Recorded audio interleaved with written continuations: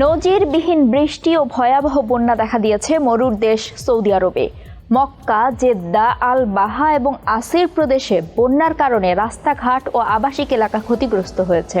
তবে এখন পর্যন্ত কোনো প্রাণহানির খবর পাওয়া যায়নি। পরিস্থিতি সামাল দিতে হিমশিম খাচ্ছে স্থানীয় প্রশাসন। এরই মধ্যে বন্যার কারণে ইসলাম ধর্মাবলম্বীদের পবিত্র দুই শহর মক্কা ও মদিনায় রেড অ্যালার্ট জারি করেছে দেশটির আবহাওয়া দপ্তর। দেশটির উত্তরের আল জাউফ অঞ্চলে বিরল তুষার ঝড়ের 2 মাস পর এই বন্যা দেখা দিল। ওই ঝড়ের সময় ভারী বর্ষণ ও শিলাবৃষ্টিও প্রত্যক্ষ করেছেন স্থানীয়রা, যা এই অঞ্চলের ইতিহাসে প্রথম।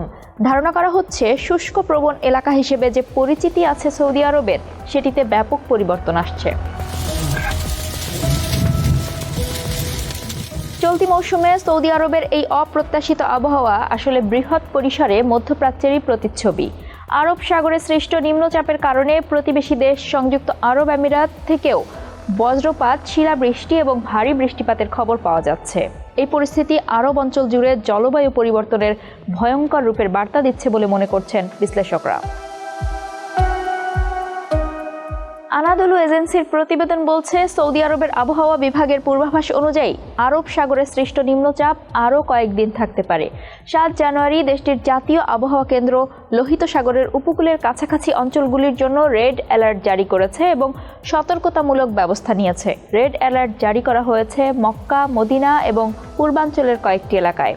একই সঙ্গে দেশটির বিভিন্ন অঞ্চলে বিভিন্ন স্তরের সতর্কতা জারি করেছে আবহাওয়া কেন্দ্র। পাবলিক প্লেসগুলো বন্ধ করে দেওয়া হয়েছে। এছাড়া পূর্ব প্রদেশ এবং রিয়াদের স্কুলগুলোতে চলছে অনলাইন শিক্ষা কার্যক্রম। বন্যার কারণে সম্ভাব্য স্বাস্থ্য ঝুঁকি মোকাবিলায় কাজ করছে সৌদি আরবের রেড ক্রিসেন্ট কর্তৃপক্ষ এবং অন্যান্য উদ্ধারকারী সংস্থাগুলো। রেড ক্রিসেন্ট নিশ্চিত করেছে অ্যাম্বুলেন্স সেবা ও উদ্ধার কার্যক্রম অব্যাহত রাখতে সর্বোচ্চ প্রস্তুত রয়েছে তারা।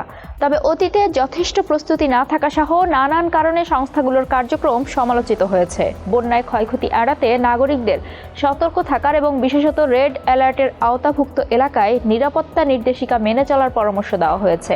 এছাড়া জনগণকে উপত্যকা, নিচু এলাকা এবং যেখানে বৃষ্টির পানি জমা হতে পারে এমন জায়গা এড়ানোর আহ্বান জানিয়েছে সিভিল ডিফেন্স কর্তৃপক্ষ।